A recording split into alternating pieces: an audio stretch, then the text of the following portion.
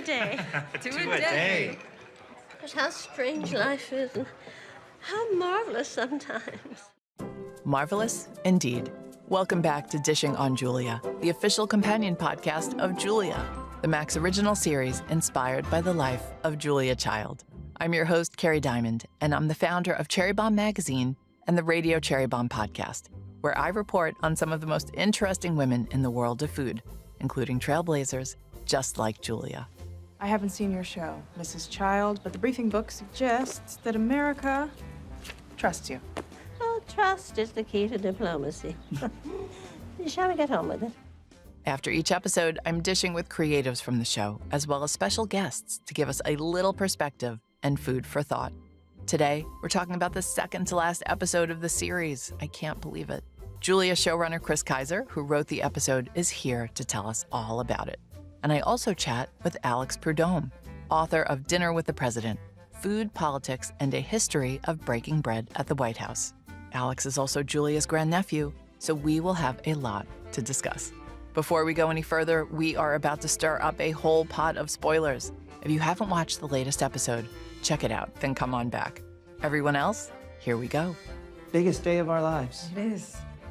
Okay, let's do this. Episode 7 kicks off with the WGBH gang heading to Washington, D.C. to film a special on the White House state dinner for the Japanese Prime Minister. This is based on an actual special Julia worked on titled White House Red Carpet. Simca is less than enthused to hear about Julia's brush with world leaders. Avis tries to tag along, but didn't pass her security clearance because of her anti-war efforts. The message is delivered by the no-nonsense White House Chief of Protocol, Gretchen Fletcher, played by Hannah Einbinder, who some of you know and love from the show Hacks. Upon returning home, Avis discovers Stanley is sleeping with one of his students. Stanley. Who are you? Well, one of you must know who she is. I am a student of Professor Lipschitz, cum laude. Sweetheart, how laude is irrelevant. Judith, despite her frequent battles with Blanche, reminds everyone of the contributions her mentor has made to the publishing world. Back at the White House, Julia brushes elbows with the brusque White House chef, Henry Haller, played by Patrick Breen. You wanted to film Chef Haller. I permitted you to film Chef Haller. Chef Haller has allowed you to taste his food. He has watched you touch his knives. Chef Haller has smiled at the camera for 2 days. He has put up with you long enough. Now go and let Chef Haller do his job. To her surprise, Julia is not allowed to attend the White House dinner, nor are she and Alice fed. The real-life personal chef to President Johnson, Zephyr Wright, played by Deidre Henry, saves the day with some shrimp and grits. In real life, Zephyr shared with President Johnson her experiences living under the Jim Crow laws in the South and is said to have influenced his thinking about civil rights. In fact, she was present when he signed the Civil Rights Act of 1964. Back on the show, Zephyr and Alice have a heartfelt conversation at the bus stop outside the White House. You found a wonderful way to make your voice heard. So have I. You speak loudly, and I whisper. I wish I'd had the kind of path that you had. I did what I could, and I got lucky. Food gave me a voice, just like with you and Julia. Now, let's talk with our first guest, Julia showrunner Chris Kaiser, who wrote this episode. We tell stories. More important, we decide which stories get told. The ones we do not choose are, over time, forgotten, which means we have a very consequential job to decide what is remembered. Chris, welcome back to Dishing on Julia. Thanks, Kerry. It's nice to be back. It's been a long time. I cannot believe season 2 is almost over. We've got one more episode to go. I want to share something Janae Lamarck said. She's one of Julia's directors. Your first season is all about finding the show. So if that's true, what was season 2 about for you? Well, at some point, then the show sort of tells you what it's going to be about, as you get it going. And yes, the first season of Julia was about the first season of a television show. The second season is about a second season of a television show. But we knew from the end of season 1 that Julia and the characters who surrounded her had all kinds of challenges ahead of them. If people remember at the end of the first season, Julia is coming to terms with what it means, what she does, and is it worth doing again? She decides that it is, but inevitably what happens to everybody is that there's no possibility of staying in place, right? Things change. Julia's success in itself changes everything. It changes things for her and for her marriage and for the station on which she broadcasts. It changes things for everyone around her. I should say this also. It takes place in the context of the mid-'60s in America. It's after the Kennedy assassination, the beginning of that time in the '60s, not quite fully in the middle of it, when America itself really began to change in big ways. And we'd always committed that the show, though it wasn't specifically a historical drama, would at least take account of the cultural trends that Julia was a part of. So everyone gets to this point in the story and they can't stand in place, because standing in place is taking a side. You can't be neutral.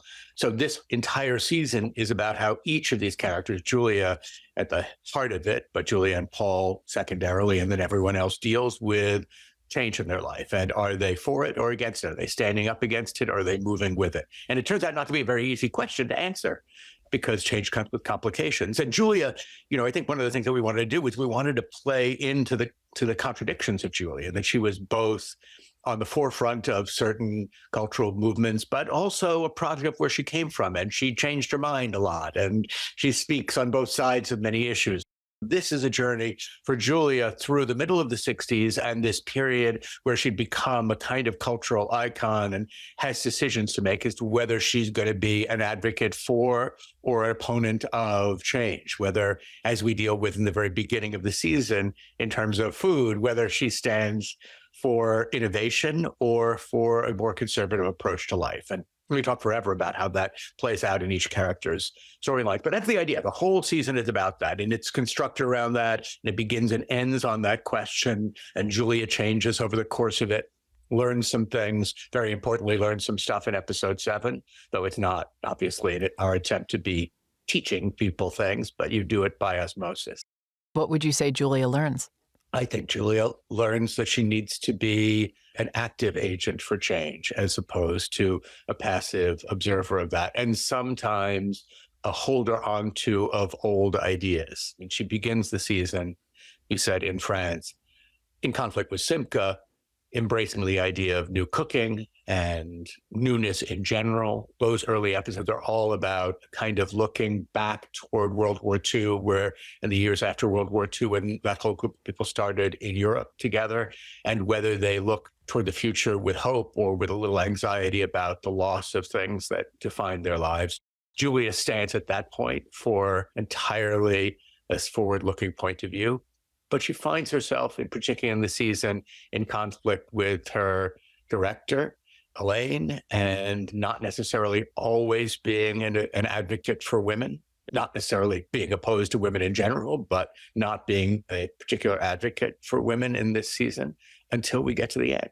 And this is true of Julia's story. In the end, she's the spokesperson for Planned Parenthood, but she doesn't begin there.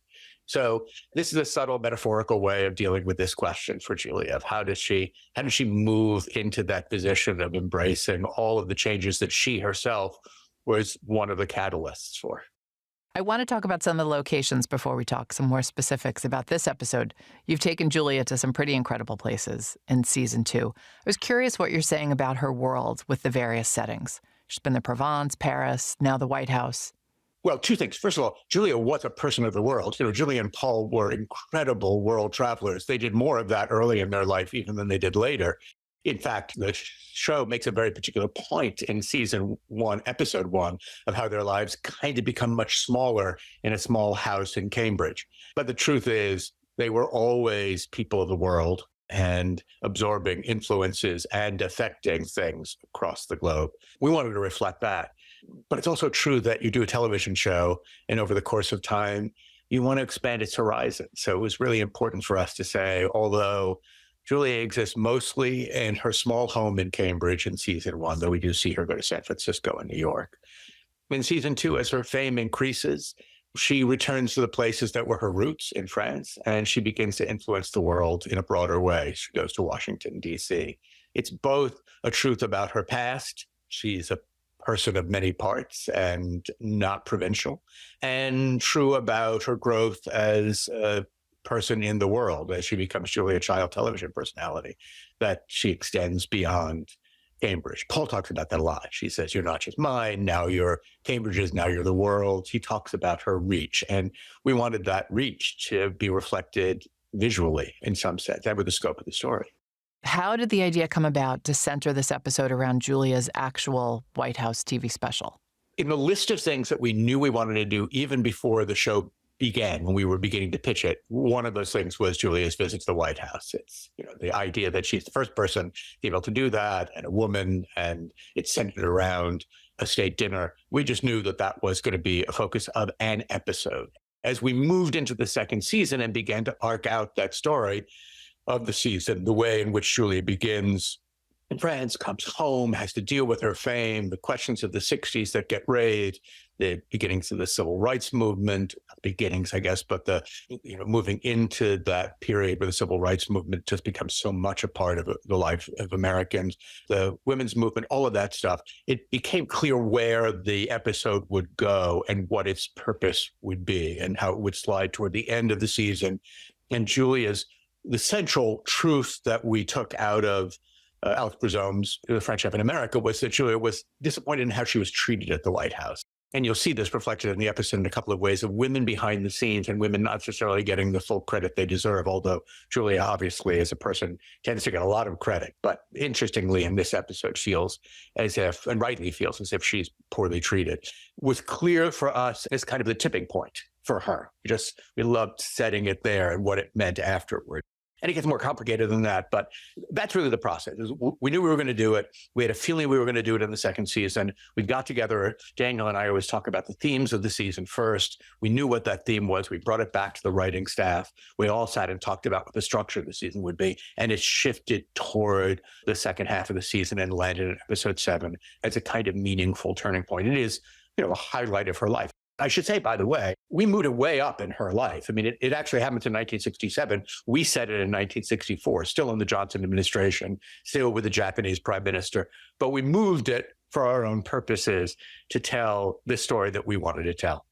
I also love what it says about ambition, because in the show, it's Alice's idea. Alice places some calls to the White House. In real life, it was Julia and Paul doing this, but it's such a great leap forward from a cooking show in the 60s to actually going to the White House and doing a documentary. That's exactly right. For us, Alice, the fictionalized character who represents real people who lived at the time, a kind of composite, this is a moment for her where she says, I can do something and make it happen.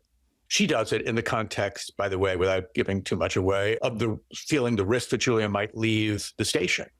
The world that GBH opens up to Julia isn't quite big enough. So Alice is intentionally looking to expand Julia's world as a kind of, enticement to stay. That's not actually what happened, but there is a truth to all of that, is that the life that these people lead is some kind of combination, some conflict between who they are and what they wish to become. And every time they achieve some of their wishes, it changes things in ways they don't understand or couldn't have contemplated. And it's both good and bad. Chris, can we talk about Deirdre Henry for a minute? She plays Zephyr. What made her right for this role? Well, I mean, first of all, I have to say that when we get introduced to these people, it's because of the fact that we have Sharon Bialy and Gulhar Gizazian, who are casting directors, who are incredible. So they introduced us to Deirdre. And, there are some people where you watch them on their tapes and you just say, well, I don't need to see anybody else. And it's hard to explain. The truth is, there is an essence to the parts that you write or the way you think about people, and somebody comes into a room and for reasons you can't put words to, they just seem to embody that. And she had a kind of quiet, I don't want to say majesty, but there's something so quietly powerful about her. And both probably about Deirdre herself, who I got to know a little bit, and she was wonderful, but also the way she played Zephyr, that just felt perfect and beautiful. And so, to be honest, we just cast her and then said, go. And she just did the part. I mean, Janae had conversations with her, but she had her own history, and she talked about why this mattered to her in a way. Not that that's you cast somebody because they say they want the part because their history matters. It makes it matter to them more. But I think the fact that she understood it in a way that was very personal was relevant to how well she achieved what she was looking to do. Anyway, she was just great. I loved working with her so much. I love the scene between her and Alice outside at the bus stop. As the writer, how did you approach that scene? Scenes have their own inherent power. And you get to 15 episodes into a series and the end of the second season and everything the characters have experienced and the coincidences of whom they meet leads you to these moments that have layers to them and emotions that you can't concoct. We knew that we were going to, remember, we were in the writer's room where we were talking about this, and we knew we were going to have that conversation, or we came to the idea of having the conversation between Alice and Zephyr, and the facts of it, and Zephyr's story coming out and Alice's response to it, they just had their own weight. And so I don't mean you just step out of the way and let it go, but in some ways you do that, right? You try not to overwrite it and just let the actors play that. So it's a pretty simple scene, and they're incredibly beautiful in it, both of them. It's one of my favorite scenes also. I have some other scenes in the episode that are way up there. But I think that's a reflection also of just where they come, But as you said, Janae says in season 1, you build and then you reap what you've built, right? You have all this like potential energy that suddenly becomes the story energy that becomes real as you get further and further in. You have to deal with the burdens of having told a lot of the story and having to make sure the new stuff is just as exciting.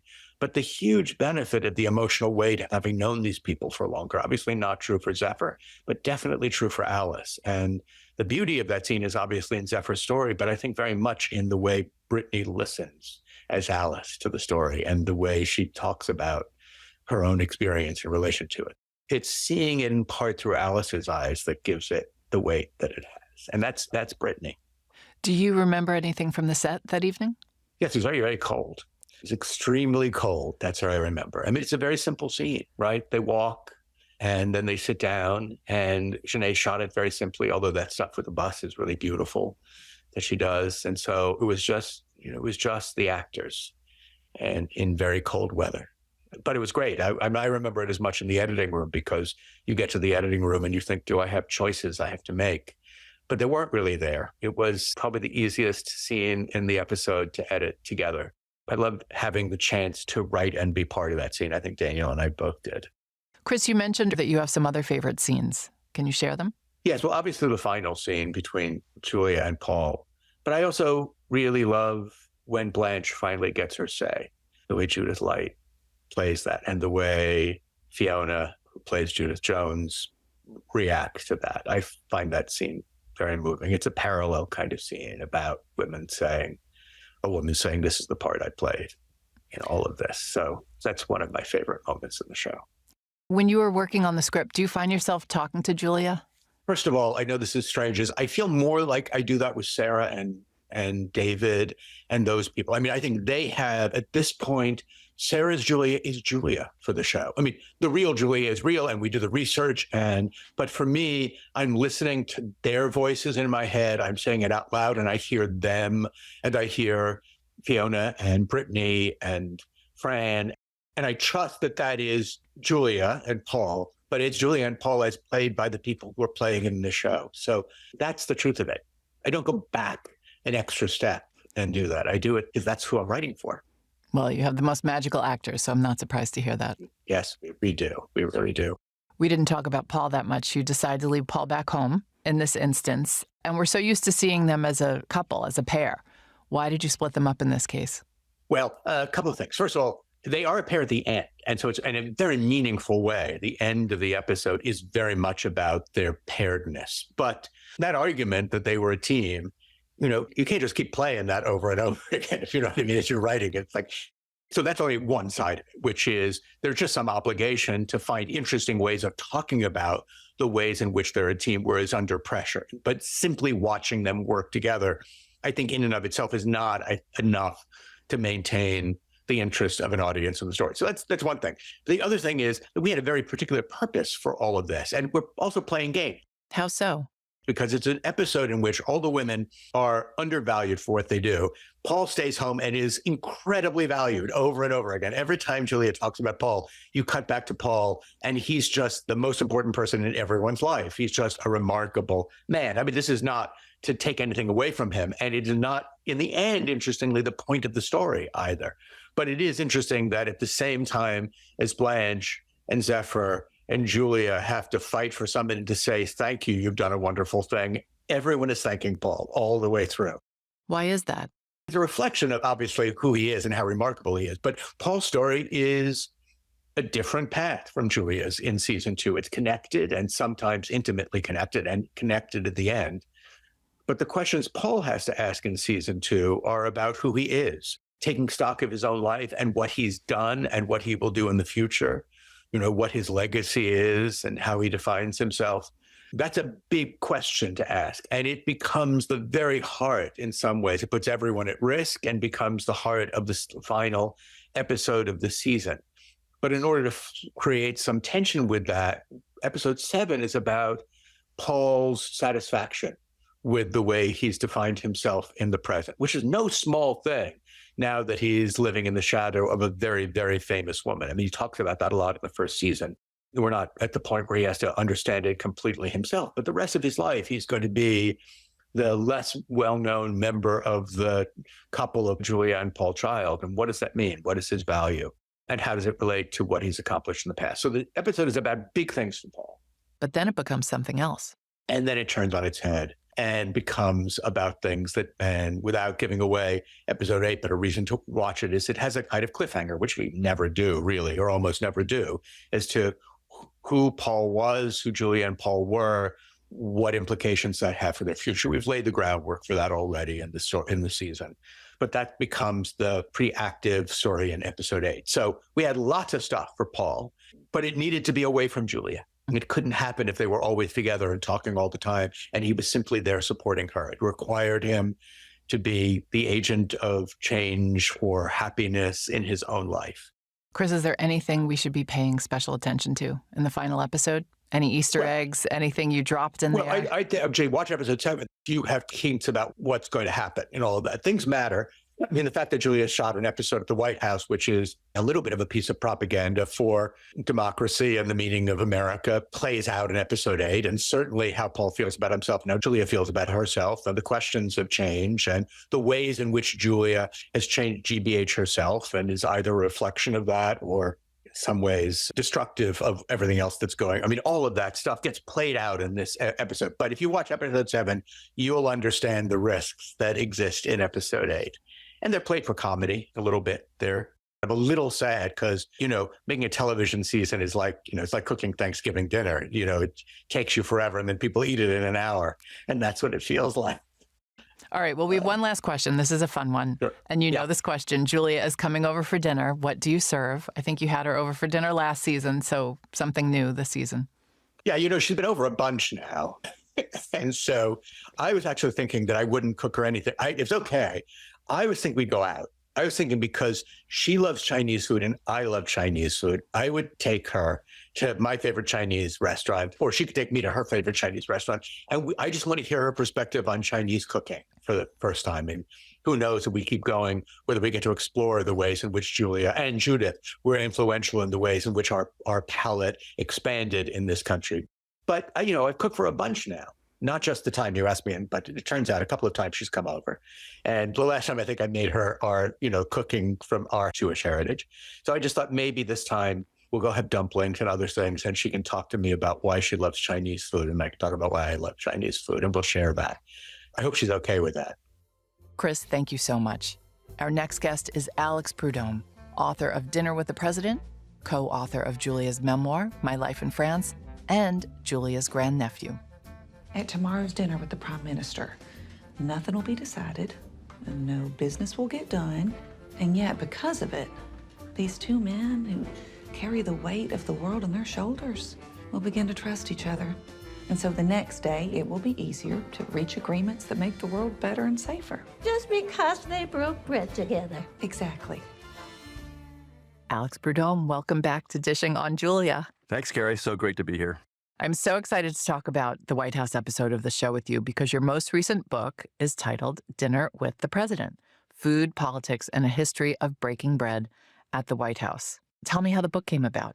Well, I grew up in a family of foodies, not only Julia, who is my great aunt, but my grandmother, my mother, my aunts, and my uncles. We all like to cook, and we like to sit around the table and talk about politics or argue about history. That's the backstory. I worked with Julia on her memoir, My Life in France, in which I learned that she had spent more time at the White House than any of us realized. Most particularly, she had done 2 TV documentaries about state dinners. And I'm one of those Americans who had heard of state dinners, but I didn't really know what they were about. And I'm kind of a history nerd, and so I kind of dug in like, wow, that's really interesting. It's a huge phenomenon. And then in 2016, I had a book out called The Ripple Effect, which is all about fresh water.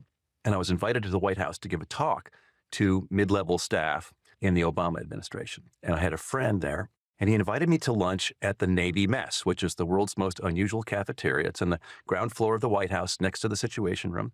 And afterward, he said, well, you know, the Obamas are off in Martha's Vineyard. Let's go for a quick tour. I was like, okay. So we whipped around the White House. There was no one there. We basically had it to ourselves. I had this strangest reaction, which I was just not ready for. It was an emotional reaction to being in that building where I could almost palpably feel the history coming out of the floors and the walls, and seeing the portraits on the wall and the busts really brought history alive. And I was able to peek into the Oval Office, and I went through the state dining room. I saw the kitchen at work, and I didn't realize it at the time, but I think that was the moment when the seed for the book was planted. And it took me another 2 years to get around to starting on it in 2018. And I began to wonder at that point, what would the narrative arc from George Washington and his troops starving at Valley Forge in the winter of 1777, all the way up through the days when squirrel stew and roasted possum were considered haute cuisine, to space age Sanka and Tang, to modern kale, taco bowls, and performance-enhancing ice cream. What would that narrative arc tell us about the presidents as humans and the first ladies, but also the state of the nation, the modernization and mechanization of American food, and ultimately about ourselves? And I thought, well, this would make a good article, but the more I looked at it, I thought, wow, this is a book. And so then I was off and running. What can you tell us about the work it took to make Julia's special come to life? It was a huge amount of work. When I was researching my various books, I found the correspondence between Julia and Paul and their team, including Ruthie Lockwood, who was the original producer, who now Alice Naiman is a stand-in for. The interesting thing to me was that Paul was a cultural attaché. He was a diplomat at the U.S. Embassy in Paris, and Julia was a diplomatic spouse. So she understood the diplomatic value of a state dinner, but of course, they were also great gourmets, and they understood the culinary value of a state dinner, which is a chance to show off the best of American cookery, ingredients, wine, and entertainment. So that was very unusual for an American couple to have that kind of insight. And perhaps no one else was in the position that they were to actually make this happen. It wasn't easy, though, because this was 1967, which was a really tough year for Johnson. Tell us some of the reasons why. The Vietnam War was going badly. There were protests in the streets against the war, but also for feminism and for environmentalism. There were racial riots. There was a lot going on, and Johnson had kind of retreated into a bunker mentality and wasn't really getting out in public or talking to the press much. But as Paul would say, that Julia could charm a polecat. And as she proved many times with French waiters and chefs, getting the recipes out of them by being charming. And so she could charm the mercurial Texan, Lyndon Johnson, and his wife, Lady Bird Johnson. Lo and behold, they allowed the Childs and a very small crew from WGBH to come into the White House kitchen for the first time ever and film the making of a state dinner from behind the scenes. So not only do they show in their documentary the kitchen, but also the back halls. They talked to State Department officials. They talked to the social secretary. It was a really interesting documentary. It's all shot on real film in black and white. You can see it on pbs.org. I highly recommend it because it's entertaining. Julia's wearing a mod wig. This is 67 after all, and a groovy coat. And she's just thrilled to be at the White House. You can definitely see that on her face. She was a history nerd, kind of like me. And she just was elated to be able to, as she said, show a side of the People's House that most of the people had never seen. And it was mission accomplished. It was a very impactful show. It highlighted the diplomacy that we go through that most people are unaware of. It also highlighted the wonderful food of the White House, and it confirmed the American public's interest in what happens behind the scenes in the president's life. It was sort of a cultural phenomenon, and it was filmed in 1967 It actually aired in 1968, in the spring of 68. It really struck a nerve with the public. And Julia at the time was one of the most famous women in America. Is that That's fair true. to say? Yeah, yeah. By 1967, she had won her first Peabody, her first Emmy Award. She had been on the cover of Time magazine. Everybody was watching Julia, even people who didn't like to cook. And she had really arrived. And she enjoyed being a celebrity, but she didn't take it all that seriously. She took her food very seriously. And her teaching, she thought of herself as a teacher more than a celebrity. Was she able to enjoy her fame? She did enjoy all the fun and being able to go to places like the White House that the rest of us can't go and act as an avatar for the public. You know, one of her defining traits in real life was that she was so inquisitive, always asking questions, and it was genuine. I mean, I've seen her talk to so many different kinds of people, and it's always the same. She wants to know their story. How did they get here? What are their dreams? Who is their family? What is their name? And, you know, this can be a dishwasher in a kitchen. It can be somebody from the White House. And it was truly genuine. What can you tell us about Zephyr Wright? We're introduced to her later in the episode. Zephyr isn't well known, but she's important to American history. She is. She's somebody I discovered in working on Dinner with the President. She was the Johnsons' personal chef, which is different from the executive chef. So the White House executive chef at that time was Henry Holler. In real life, served for 5 presidents. He was the longest tenured executive chef there, very skilled, a Swiss, French-trained, classic, accomplished chef who could have made a lot of money at a 3-star restaurant, but really liked working at the White House. Zephyr Wright, by contrast, was a black woman from Texas who had cooked for the Johnson family in Texas at the ranch. And when Johnson went to the White House, they brought Zephyr Wright as their quote-unquote personal chef. This is something that many presidents do. There's a kitchen in the private quarters on the 2nd floor of the White House, and they very often have a personal chef. Some people think of Sam Cass, for example, who I think you know, who was the personal chef for the Obamas. He later took on a policy role and actually helped to formulate food policy, and he was instrumental in Michelle Obama's White House garden. But Zephyr Wright made good home cooking, and they really liked that. And that comes through in the episode, too. And the episode is entitled Shrimp and Grits because it is a dish that she serves Julia and Alice, which is a wonderful moment in this particular episode. She played an important role, which was that when the Johnsons went to their ranch in Texas, they would fly, and Zephyr and her husband, Sammy, would have to drive across country. They suffered from America's racism in those days. They weren't allowed to stay in certain hotels. They weren't allowed to eat in certain restaurants. They couldn't even use the restrooms, so they had to go out in the bushes. And at one point, Johnson says, well, we're going west. Zephyr said, no, Mr. President, we're not going to do it this time. And he said, what do you mean? And she explained how difficult it was for them and how humiliating it was. And then she refused to go. He didn't say anything. He just left the room. And then a couple months later, he signed the Civil Rights Act into legislation. And that was really important. And she was invited to that ceremony. And after he signed the Civil Rights Act, he actually handed her the pen and said, you deserve this more than anyone. She had pricked his conscience and made him really think about the importance of civil rights. That also comes through in the episode. Julia had so many interesting moments in her life. Why do you think the creators of the show chose the White House special to frame an episode around? I think there are a number of reasons. First of all, it shows Julia's progress. By that point, she had become our first true celebrity television chef. And so without even having to say that, just the fact that she was invited to the White House to do this TV special kind of says that. Second of all, they were able to work in these themes of power dynamics, meaning men versus men, men versus women, women versus women, black and white, the public and the private. There was so much going on here. And so they used that scene, I think, quite brilliantly as a way of addressing half a dozen issues in one sort of distilled way. And so while Julia and Alice are in Washington dining with the president, Simca is calling from France and becomes jealous that Julia's had yet another win and is at the White House while she's stuck at home and she's run out of wine and she's feeling very sorry for herself. And Paul kind of talks her down a bit. And Paul being the diplomat that he is at home. He's mollifying Avis DeVoto. He's mollifying Hunter Fox and his wife and kind of diplomatically getting them back together through the vehicle of pizza, which I thought was lovely.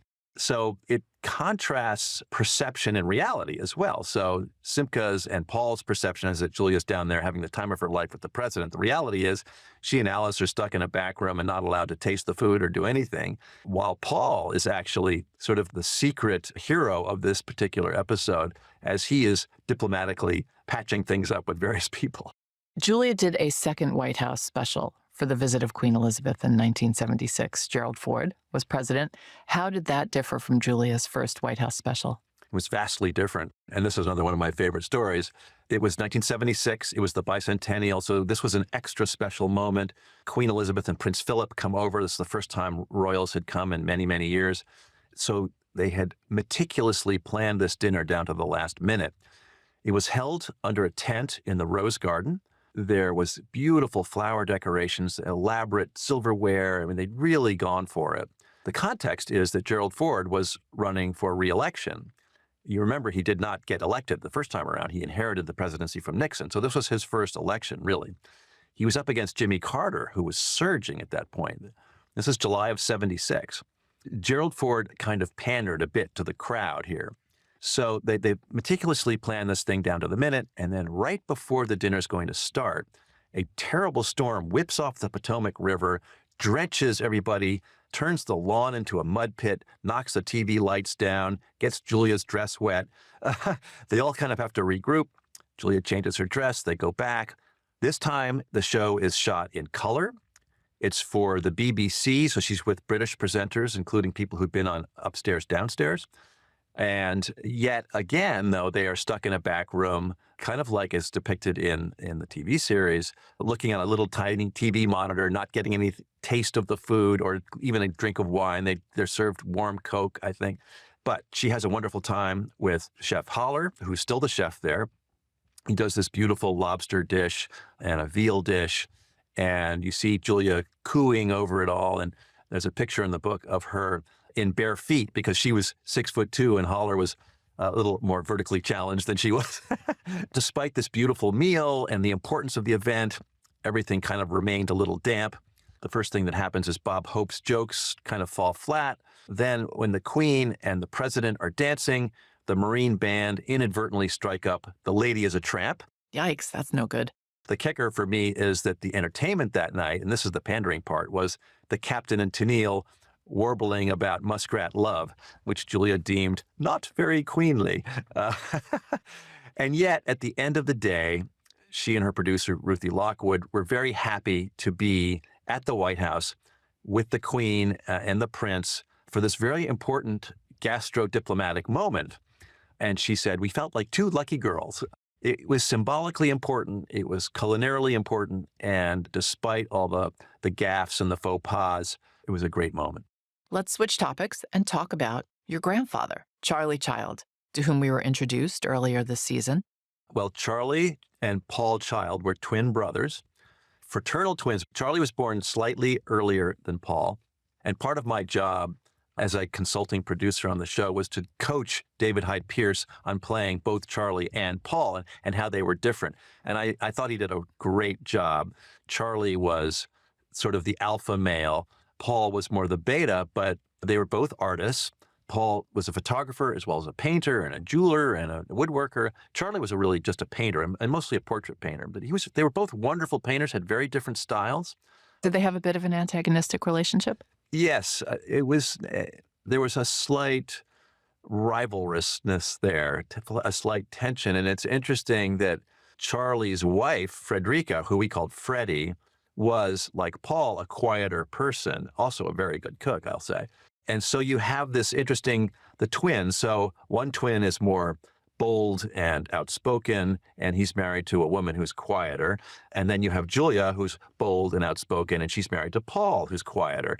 And so they have this interesting quadrangle going here of these different personality types. And it was always a subject of conversation in the family about how that dynamic worked.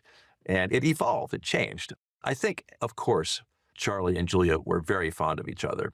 And Freddie and Julia, they called each other ma sœur, my sister, and they joked about opening a restaurant called Mrs. Child and Mrs. Child, which they never got around to, but they really loved each other. And of course, Paul and Charlie were twins, and so they had their own rivalry. It wasn't love-hate, but it was love-tension between the two of them. And so I think that the makers of the show really brought that tension out in just a few brief scenes. How well did you know your grandfather? Very well, very well. They lived in Pennsylvania. And when Paul and Julia were living in Paris, they would write back and forth every week in these letters. And that was one of the great resources that I had as a writer in creating Julia's memoir in her voice. And we used a lot of Paul's letters because he was a wonderful writer. And Charlie was also a wonderful writer. And so to have this information between the two of them was a writer's dream, really. And then knowing the people, I could kind of fill in their voices. Where do you get your love of history from? Probably, well, from all sides of the family, but my dad was a history buff. He was a history major, as was I. But, I was lucky because we had members of the family, including Paul and Julia, who were diplomats or civil servants during the Second World War. Paul and Julia met in the OSS, which was the precursor to the CIA. They met down in Sri Lanka. Meanwhile, Charlie and Freddie were in Washington, D.C., and knew a lot of the very important people there. I had various uncles in the CIA and in other departments. And so I grew up with this interesting milieu. It was only natural for me to pursue history because I had seen it lived in my family. And I think you confirmed this for us in season 1. But Julia was not a spy, as some have said, correct? Julia was a clerk typist. She sometimes, would winkingly say, oh, yes, I was a spy. But no, she wasn't. She was a 6'2" woman with blue eyes. I don't think she would have passed as a Japanese soldier. And she worked with Wild Bill Donovan, the guy who was the head of the OSS. And Paul played a very important role as an artist. He created maps and secret war rooms for the generals, which were key to helping to defeat the Japanese. Yeah, Julia with that voice could never have been a spy. No. Unless it was like hiding in plain sight kind of But spy. she did learn a lot of spycraft, which they also allude to in the series. When she was developing her recipes in Paris and sending them to her sister and friends in America to try, she would write, top secret, for your eyes only. And she meant it, She didn't want anybody to figure out what she was doing. How ambitious was Julia? She was quietly ambitious. She was ambitious for her cooking and her teaching. But don't forget that this documentary, White House Red Carpet, was a joint effort between she and Paul, very much so, much more so than the French chef. I mean, he was a former diplomat, so he really helped to make this thing happen. Even though he coached her behind the scenes at the French chef, that was really out of her teaching and writing and learning at the Cordon Bleu under Max Bugnard, and he was very supportive, and she could not have done that were it not for him. However, White House Red Carpet was really this joint effort, along with the staff at WGBH and, of course, the White House. So it was a group thing, and she did not shy from getting up in front of the classroom and being the leader up there. But she wasn't outwardly ambitious. She was such a nuanced person.